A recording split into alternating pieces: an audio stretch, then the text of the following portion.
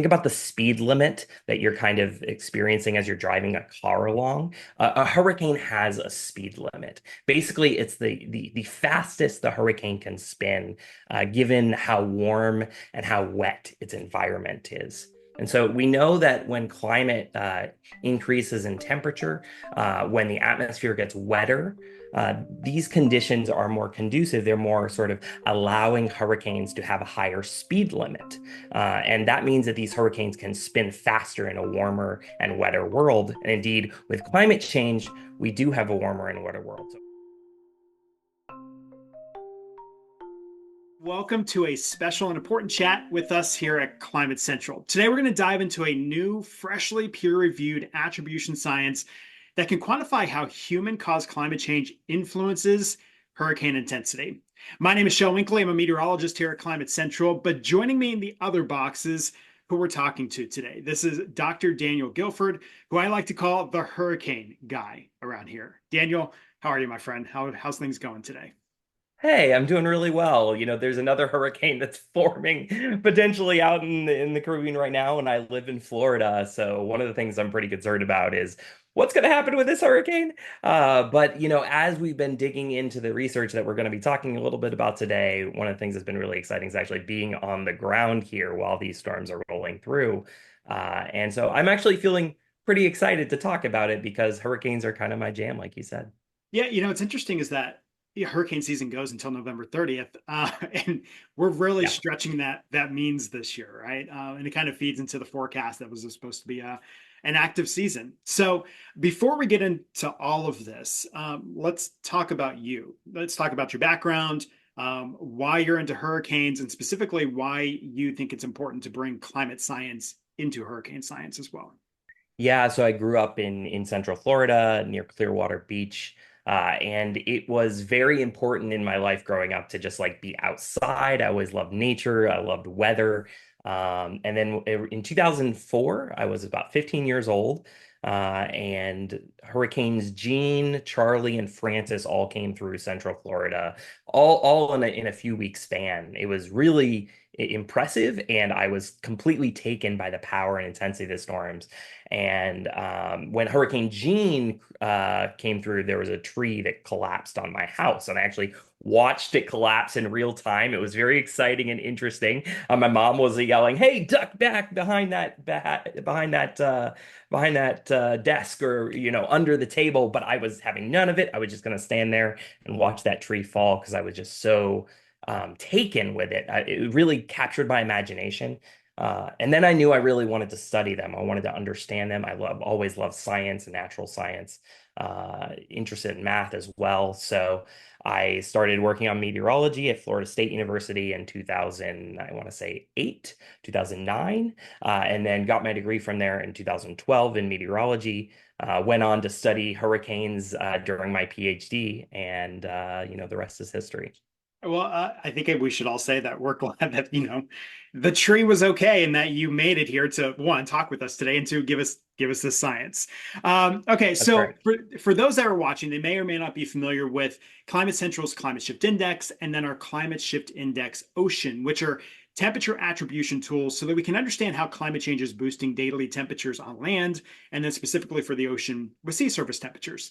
So before we get into that, because this science we're talking about today is kind of built on the backbone of that ocean CSI. So can you give me just, and this is going to be very hard, but the Cliff Notes version, two sentence of what attribution science is?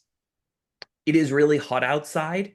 Climate attribution science tries to figure out to what extent human beings are responsible for it being so hot. That was good. That was even like less than two sentences, so that was good. All right, Yeah. so I put a semicolon in there, which is there one you of go. my There one you of go. my favorite things to do while I'm writing. Diction is always fantastic. Okay, so hurricane attribution, right? That is what we're doing here. It is newly peer reviewed, published. Tell us about it. Tell us how this started, and then really, I kind of give us the basics of this new science.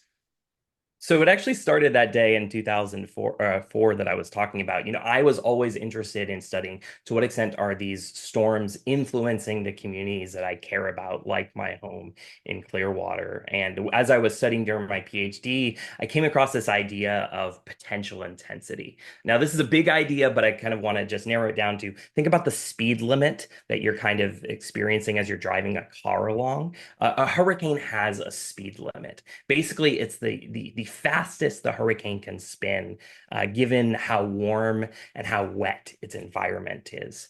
And so we know that when climate increases in temperature, when the atmosphere gets wetter, these conditions are more conducive. They're more sort of allowing hurricanes to have a higher speed limit. And that means that these hurricanes can spin faster in a warmer and wetter world. And indeed, with climate change, we do have a warmer and wetter world. So as I continued to study this, one of the things we wanted to put together was a study that really looked into this effect. To what extent these warm sea surface temperatures that we've been seeing out in the Atlantic Ocean, near record warmth that we're seeing this year, for instance, to what extent are these warm sea surface temperatures influencing these hurricanes and increasing their speed limit and then affecting the storm intensity itself? And we care about that because more intense storms means more damage on land. It means more impacts on the ground and communities, which is what I got into this business for to begin with. And so this is something we're actively studying, and this research that we're putting out in this study is really trying to put numbers on the extent to which we can say, how did that warm sea surface temperature, there's warm sea surface temperatures, how did they influence tropical cyclones? How did they influence hurricanes and how quickly they can spin?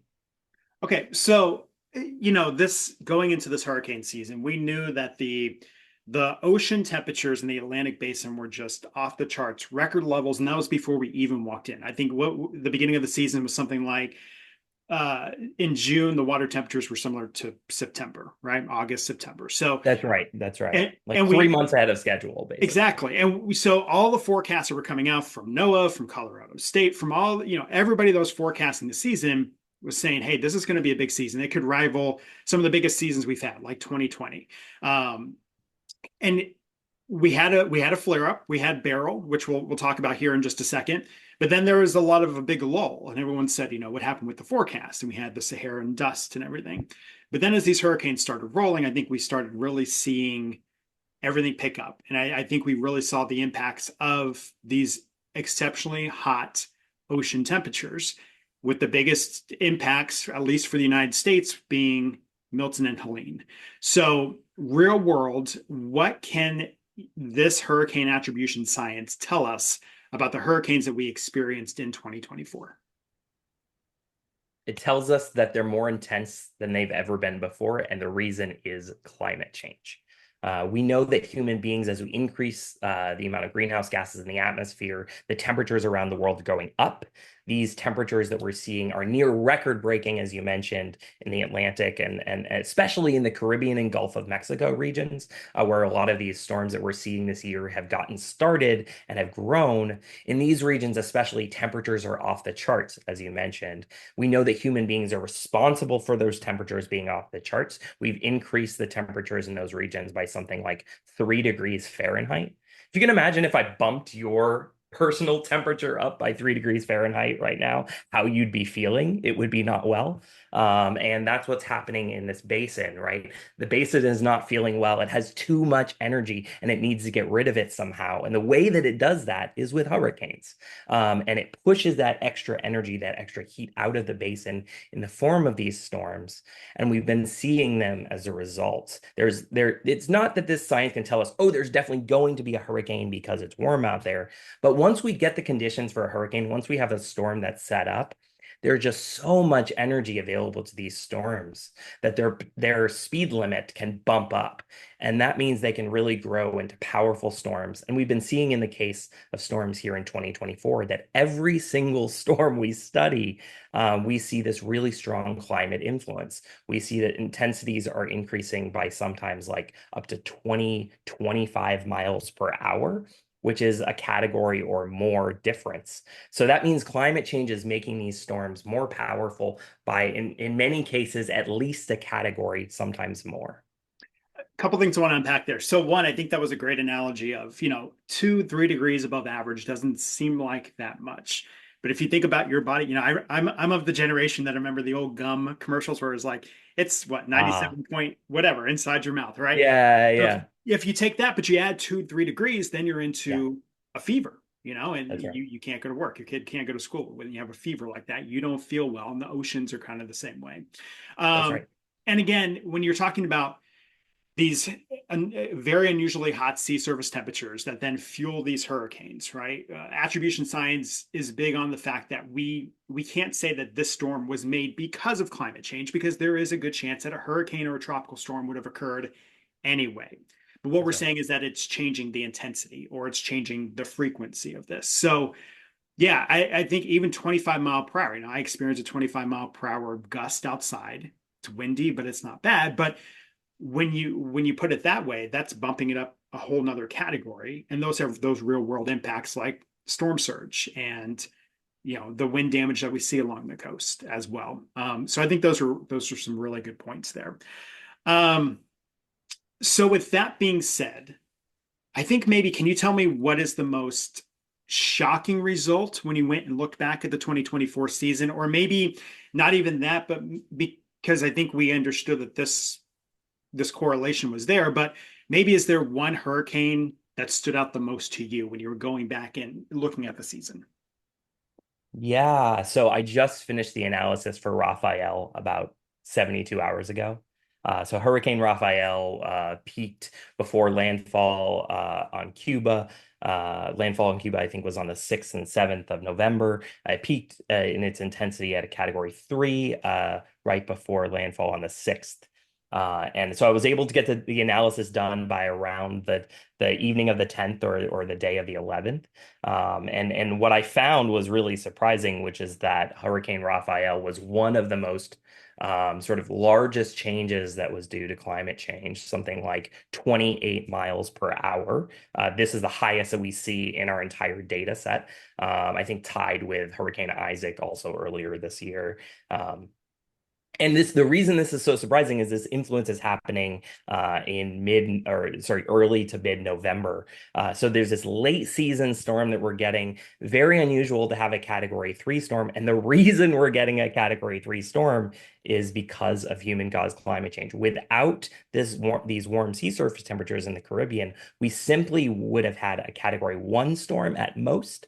And so that really speaks to this method showing that there's a real world application. There's real world storms that are being affected by human caused climate change right now.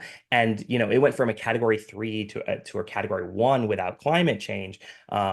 That's a huge percentage of its intensity. A big chunk of the impacts that are being felt by this storm were caused explicitly by climate change. We know now. That's what these numbers say. They say it with a lot of confidence as well. And so Raphael it came out. It's very fresh in my mind, having analyzed it just a few days ago. But it being such a late season storm, we wondered why this would be. Well, boom, the results show climate change is the culprit. Yeah, and I think the water temperatures that it kind of drifted over and then kind of festered in for a little bit was, 600 to 800 times more likely because of climate change. Yeah, something like that. Yeah. Yeah, and I think it's worth noting, maybe somebody's watching this and they're thinking, I don't remember Raphael.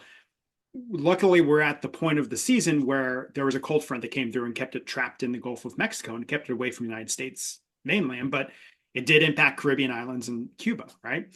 Um, Right. just very briefly, I think one of the most interesting storms for me was Oscar. Just like Mm, tiny little storm. Uh, yeah. can you kind of say anything about that? Because it kind of spun up and it went from it's just going to be some rain to being a hurricane.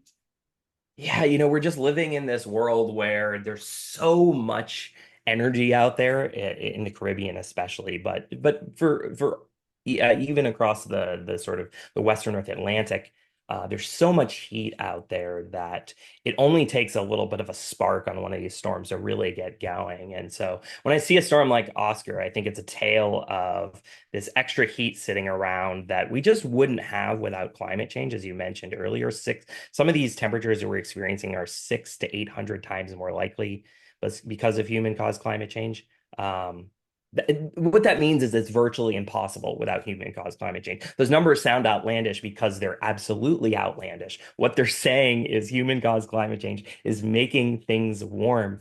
And when I see a storm like Oscar, it just reminds me of sort of the gravity of the situation we're under, which is that there's so much energy. It just takes a little bit of a spark. And once it gets going, whew, there it goes.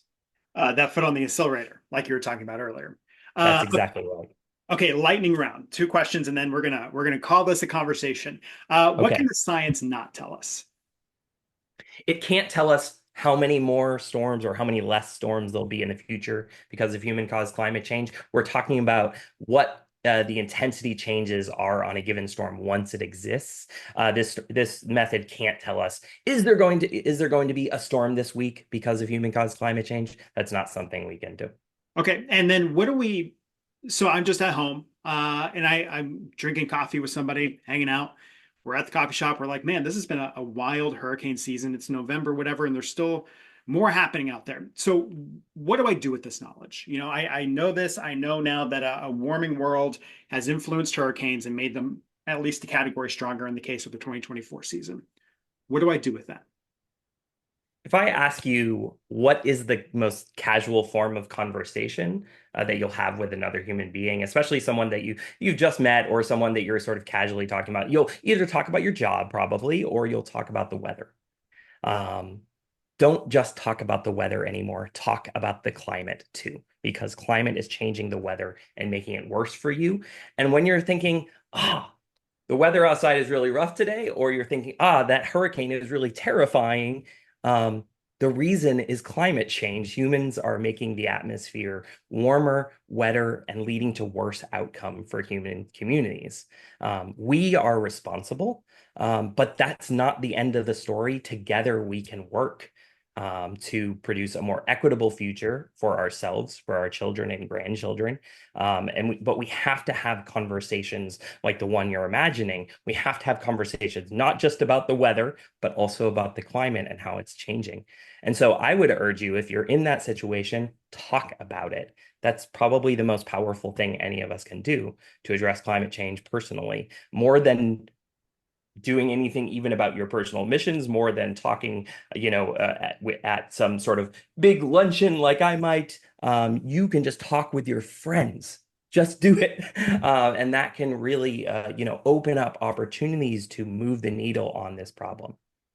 I think some of the most impactful conversations I've had have been over a pint and just That's right. talking about it, right?